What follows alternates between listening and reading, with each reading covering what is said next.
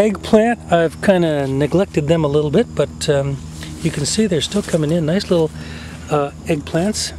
Have been producing all season long. And plenty of peppers too. I froze a whole bunch of peppers and dried some too. And they're still coming in. And they should continue to do so right up until the frost. The first frost will pretty much do them in. And tomatoes, slowing down, but still doing just fine. Lots of Juliets is what these are. And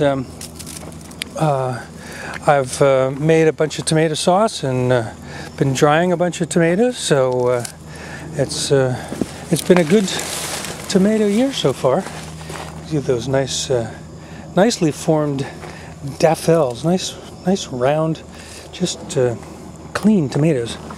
Oops, here's one that hit the floor, but it looks like it'll be okay. I'll come pick up that later. And then our so-called giant tomatoes. Not many more giants left, but they also did well. And then hundreds and hundreds of marigolds all over the place.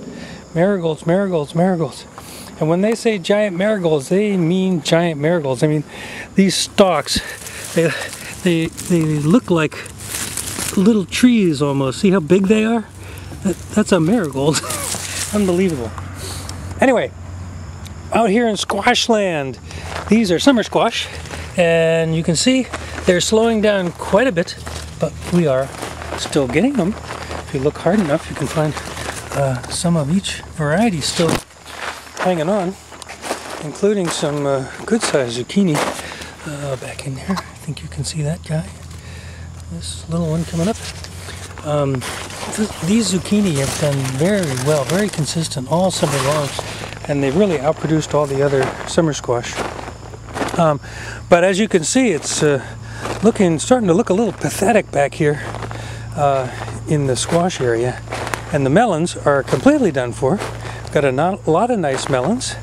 And then we've got winter squash. These are Waltham butternut that have snuck over from the other bed.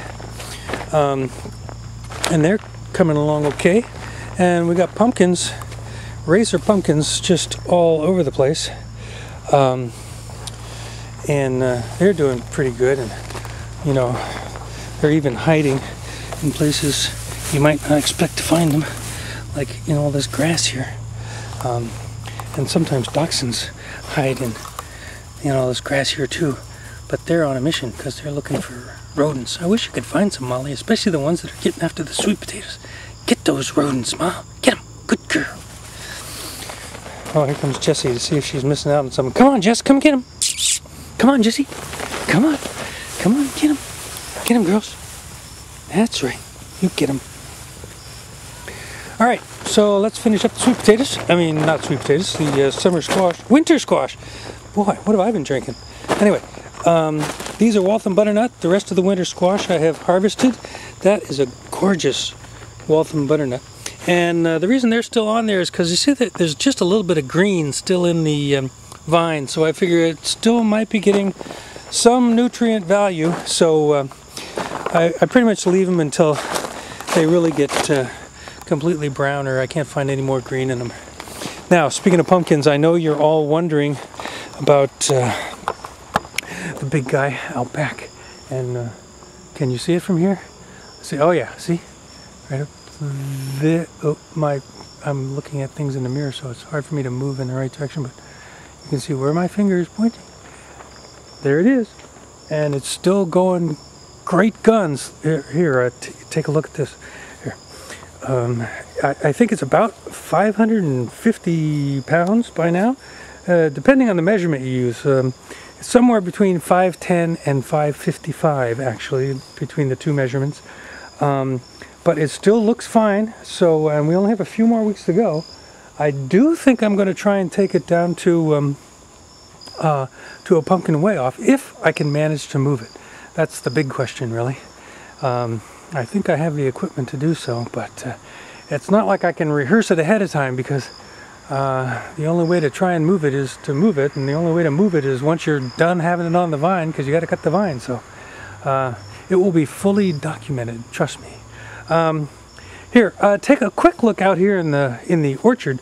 We got a lot of fine peaches, but they're all done for. But look at this Red Delicious tree. There's just oodles and gobs of Red Delicious apples on them. I actually picked one today, even though it's early, and it was delicious. So it looks like we're going to have a good apple harvest this year, although not so much on the Granny Smith variety. Granny Smiths might be a little sparse, but looks like we've got a few coming in anyway.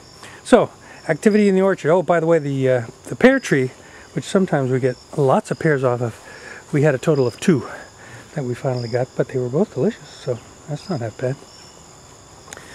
All right, so golly, I think that's going to do it for September. Like I say, we're just about halfway through September, a little better than halfway. It was a lovely day today. It's been a warm weekend. It feels like summer. Of course, it is summer, technically. But as you can see, we have definitely turned the corner, and we are in the fall harvest season here in Marvin Gardens. And it's been a fine gardening year. Next month, the big event is, of course, going to be what happens with the big pumpkin out there. You will find out, because we're definitely going to document whatever happens. But I guess that's going to do it. It's a lovely September evening. We're having a good time out here, and we're kind of winding down this season, but it's been a very good one. So we're very happy about all that, and we will see you next time in October. Boy, that's when we really turn the season. But it's a great time of year. Every time's a great time of year in the garden. So that's going to do it. We will see you next time in October.